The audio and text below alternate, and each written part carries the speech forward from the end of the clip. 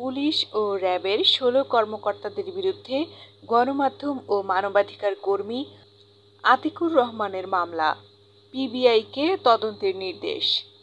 চলতি মাসের ১২ তারিখ ঢাকা মহানগর দায়রা জজ আদালতে বিচারক শামস জগলুল হোসেন গণমাধ্যম ও মানবাধিকার কর্মী মোহাম্মদ আতিকুর রহমানের দায়ের করা মামলা আমলে নিয়ে পিবিআইকে তদন্তের আদেশ দেন। নির্যাতন ও হেফাজতে মৃত্যু নিবারণ আইনে দায়ের করা এ মামলায় আর্জিতে উল্লেখ করেন, র্যাব-৪ এর সাবেক অধিনায়ক মোজাম্মেল হক সহ পুলিশ ও র্যাবের ১৬ জন কর্মকর্তা একাধিক মিথ্যা মামলায় ৪ বার গ্রেফতার করে অমানবিক নির্যাতন করেন, বাসার মালামাল ভাঙচুর করেন, কয়েক লক্ষ টাকার মালামাল লুট করেন এবং প্রায় ১ বছর জেলে রাখেন। গত ২০২০ সাল থেকে ২০২৩ পর্যন্ত এই ঘটনা ঘটেছে। বিগত স্বৈরাচার সরকার, প্রশাসন ও দলীয় ক্যাডার বাহিনীর বিভিন্ন অপকর্মের বিরুদ্ধে একাধিক নিউজ, ভিডিও ও ফেসবুকে লাইভ করার কারণে বারবার নির্যাতনের শিকার হয়েছেন আতিকুর রহমান। নির্যাতনের মাত্রা এতটাই ভয়াবহ ছিল যে একাধিকবার মৃত্যুর মুখ থেকে ফিরে এসেছে। এমনকি আতিকুর রহমান ব্যক্তিগত সহকারী খোকনের দাড়ি কেটে দিয়েছিলেন।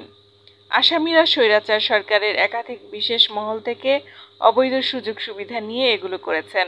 আতিকুর রহমান আরও অভিযোগ করেন, স্বৈরাচার সরকারের প্রধানমন্ত্রী, স্বরাষ্ট্রমন্ত্রী, পুলিশ প্রধান ও র্যাবের মহাপরিচালক বরাবর ৬ বার লিখিত অভিযোগ দিয়েও কোনো ধরনের প্রতিকার পায়নি। অনুসন্ধানে জানা যায়, বাদী একজন মুক্তিযোদ্ধার সন্তান। সে যথেষ্ট সুনামের সাথে দীর্ঘদিন ধরে শিক্ষকতা করে আসছেন। এছাড়াও গত কয়েক বছর যাবৎ শতভাগ সততার সাথে জাতীয় ও অনলাইন মিডিয়াতে সাংবাদিকতা করে আসছে। গত ২০১৭ সালে সাংবাদিকতার উপর বিশেষ কোর্স সফলভাবে সম্পন্ন করার পর প্রেস ইনস্টিটিউট বাংলাদেশ পিআইবি এর মহাপরিচালক কর্তৃক স্বাক্ষরিত একটি সনদ অর্জন করেছে। সত্য ও ন্যায়ের পক্ষে লিখতে গিয়ে এবং অন্যায়ের বিরুদ্ধে প্রতিবাদ করতে গিয়ে বিগত স্বৈরাচার সরকার, স্বৈরাচার সরকারের প্রশাসন, স্বৈরাচার সরকারের দলীয় ক্যাডার বাহিনী ও সারা দেশে একাধিক অপরাধ চক্রের টার্গেটে পরিণত হয়েছে আতিকুর রহমান, তার পরিবার ও তার হাতে প্রতিষ্ঠিত ও পরিচালিত ডিজিটাল আন্তর্জাতিক মানবাধিকার ফাউন্ডেশন। আতিকুর রহমানকে ধ্বংস করার জন্য এমন কোনো অপকর্ম নেই যা আসামিরা করেনি। আল্লাহর বিশেষ রহমতে সে এখনো বেঁচে আছে এবং মানব সেবা করছেন। মানব সেবাই সর্বোত্তম ইবাদত। তাই মানব সেবা করা যে কোনো নাগরিকের সাংবিধানিক ও ধর্মীয় অধিকার। এক্ষেত্রে সরকার ও প্রশাসন সার্বিক সহযোগিতা করতে বাধ্য। কিন্তু সহযোগিতা না করে বরং প্রতিটি পদে পদে বাধা সৃষ্টি করে আসছে আসামিরা। মুক্ত ও অপরাধমুক্ত বাংলাদেশ গড়ার উদ্দেশ্য নিয়ে গত ২০১৭ সালের ১ জানুয়ারি আনুষ্ঠানিকভাবে ডিজিটাল আন্তর্জাতিক মানবাধিকার ফাউন্ডেশনের কার্যক্রম শুরু করেন।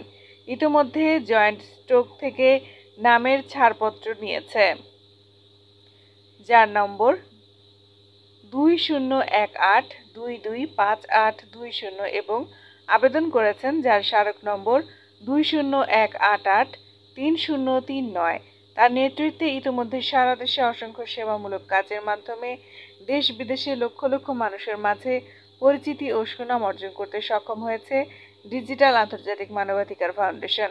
ডিজিটাল বাংলাদেশ গড়ার লক্ষ্য উদ্দেশ্যকে দ্রুত সামনে এগিয়ে নেওয়ার জন্য সংস্থার নাম রেখেছে ডিজিটাল আন্তর্জাতিক মানবাধিকার ফাউন্ডেশন। অতি শীঘ্রই সকল অপরাধীকে আইনের আওতায় এনে কঠিন শাস্তির দাবি জানাচ্ছেন ভুক্তভোগী আতিকুর রহমান ও তার পরিবার।